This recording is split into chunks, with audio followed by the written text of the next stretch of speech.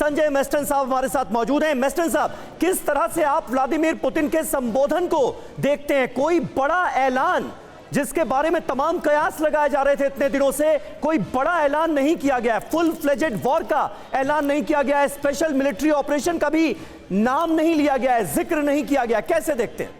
और देखिए, साफ है, ये जो इनकी स्पीच थी इसमें बेसिक पर्पस इंटेंट था नेशनलिज्म को, रशियन नेशनलिज्म को और जागृत करना।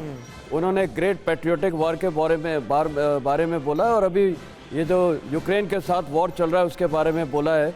और वो ये भी बोल रहे हैं कि वेस्ट निर्दोष लोगों की हत्या कर रहे हैं और हम लोगों को बचा रहे हैं, हमारे लोगों को बचा रहे हैं। तो बेसिक डिफेंसिव और एक ये मैसेज है कि हमारा बेसिक मुद्दा है नेशनलिज्म जागरण करने का।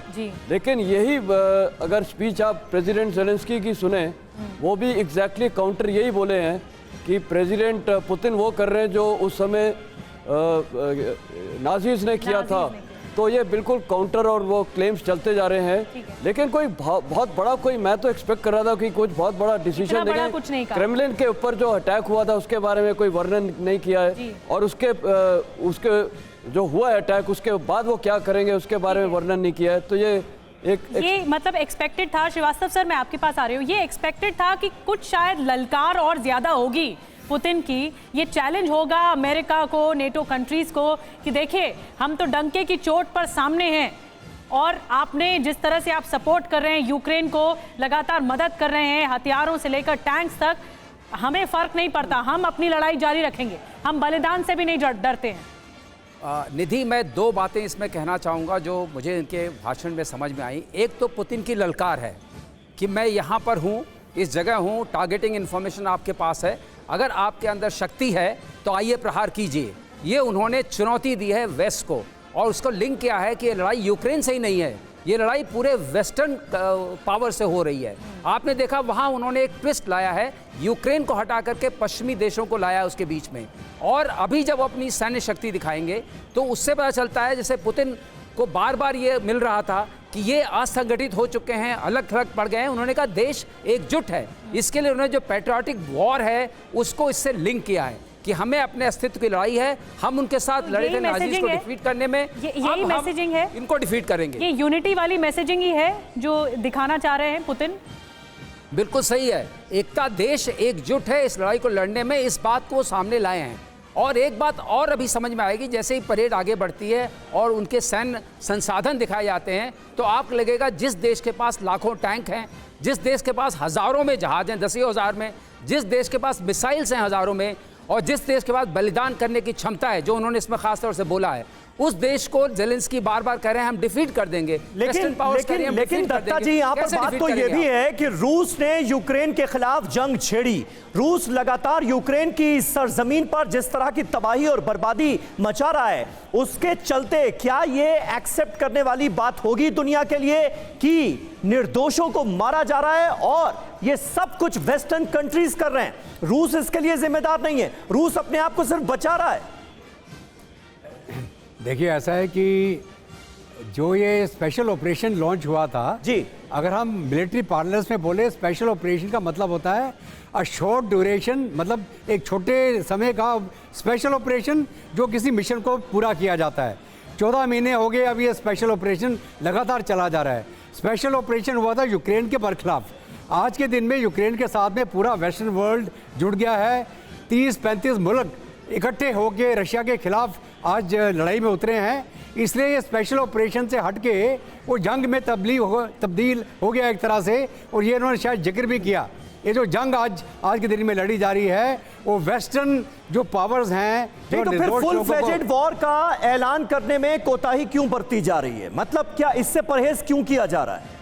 देखिए, मतलब आप कह रहे हैं वॉर ही चल रही है, युद्ध ही चल रहा है, तो फिर ऐलान क्यों नहीं कर देते कि नहीं अब ये स्पेशल मिलिट्री ऑपरेशन नहीं है, ये सीधे सीधे वॉर है? बिल्कुल, ये एक्चुअली आप मान के चलें, ये अब जंग है किसके खिलाफ? Russia versus the West and the NATO, America of course by proxy.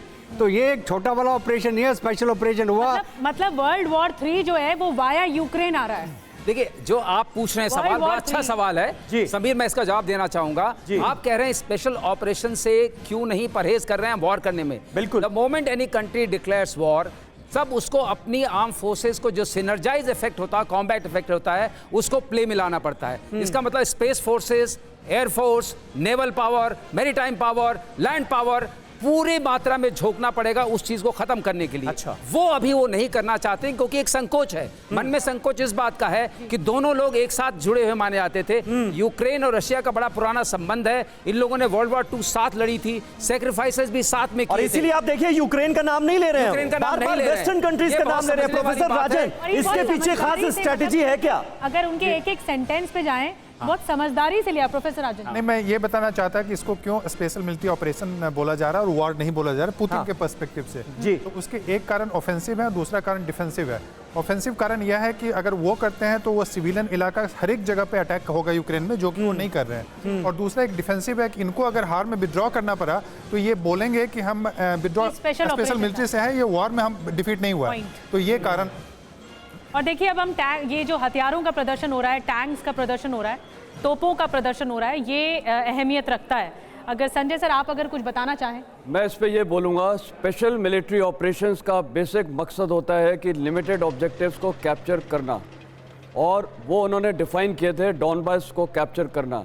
बाद में वो स्कोप एनलार्ज हो गया, उन्होंने खेरसोन और ज़फरोजिया को भी कैप्चर किया। लेकिन स्पेशल मिलिट्री ऑपरेशंस का जो लिमिटेड एक ऑब्जेक्टिव होता है वो उसका टाइम फ्रेम हो चुका है, और अभी सारे हथियार, मिसाइल्स, एयरफोर्स सब भारी तादाद में इस्तेमाल हो रहा है।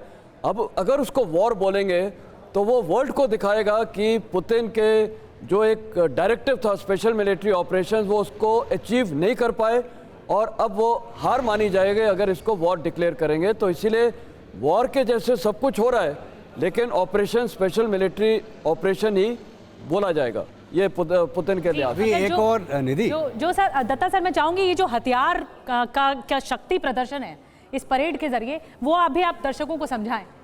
देखिए, ऐसा कि जो भी आप अभी डिस्प्ले में देख रहे हैं, ये सारे हथियार तकरीबन अदर देन न्यूक्लियर, मतलब न्यूक्लियर मिसाइल्स को छोड़ के इन कन्वेंशनल वॉर हेड में ऑलरेडी इस्तेमाल हो रहे हैं और किए जा रहे हैं रोज़ रूस के द्वारा। जो इनके हाइपरसोनिक मिसाइल्स हैं, इनके जो एंटी एयरक्राफ्ट सिस्टम्स हैं, S-400 है, S-300 हैं, ये सारे इस्तेमाल हो रहे हैं और वही अभी डिस्प्ले में है। अभी जो डिस्प्ले में और भी आप देख रहे हैं इधर परेड में, वो न्यूक्लियर असेट्स भी दिखाए जा रहे हैं। न्यूक्लियर असेट का भी मौका नहीं आया है, इसके लिए पुतिन साहब बहुत संयम से काम ले रहे हैं। आप अगर वॉल पे थोड़ा डिस्क्राइब कर पाएं हाँ। तो दर्शकों को थोड़ी समझने में और आसानी होगी किस तरह के ये हथियार हैं। Come you want to yes please. किस तरह की जो हथियार है, जैसे तोप भी देख रहे हैं हम मिसाइलें भी देख रहे हैं, क्योंकि बताया गया था कि मिसाइलों का भी प्रदर्शन। आप इधर आ जाइए सर जी। अच्छा, यहाँ पर एक खास बात है दत्ता जी, गौर कीजिए, 1941 एक तरफ लिखा हुआ है, दूसरी तरफ 1945 लिखा हुआ है, और जितने भी टैंक्स, जितने भी आर्मर्ड व्हीकल्स हैं जब गुजर रहे हैं तो दोनों तारीखें साफ तौर पर, दोनों साल नजर आ रहे हैं। यानी 1941 से 1945 तक सेकेंड वर्ल्ड वॉर जब चली तो नाजी जर्मनी के खिलाफ किस तरह से सोवियत संघ ने जीत हासिल की, तो उसका भी प्रदर्शन हो रहा है, मुजाहरा हो रहा है। इन तस्वीरों को अगर आप और डिस्क्राइब कर सकें। बिल्कुल, देखिए, ऐसा कि जो ये सिंबल है जी, ये विक्ट्री डे परेड का, ये सर ये गाड़ी ये जो है, सेकेंड वर्ल्ड वॉर को ही दर्शाता है। हाँ। ये तो एक्चुअली एक जिसको बोलते हैं armour protected infantry carrying vehicle है। हाँ। उसके अलावा जो हथियार हैं, जो BMPs हैं, या उनके जो ट्रैक या व्हील्ड व्हीकल्स हैं, वो इस परेड के अंदर शामिल हैं। और ये आस्ते आस्ते जो गुजरते जाएंगे तो अलग अलग प्रकार के हथियार आपको दिखेंगे। लेकिन जो सिंबल की आप बात कर रहे हैं, 1941-45 उस समय जो हथियार असला इस्तेमाल हुआ वो भी अभी डिस्प्ले किया जाता है। और जो अभी मॉडर्न डे के अंदर आप मिसाइल सिस्टम्स हैं, अभी आप देख रहे हैं जो गाड़ियां इनकी जा रही हैं, जो मिसाइल कैरियर्स हैं इनके, ये दर्शाए जा रहे हैं।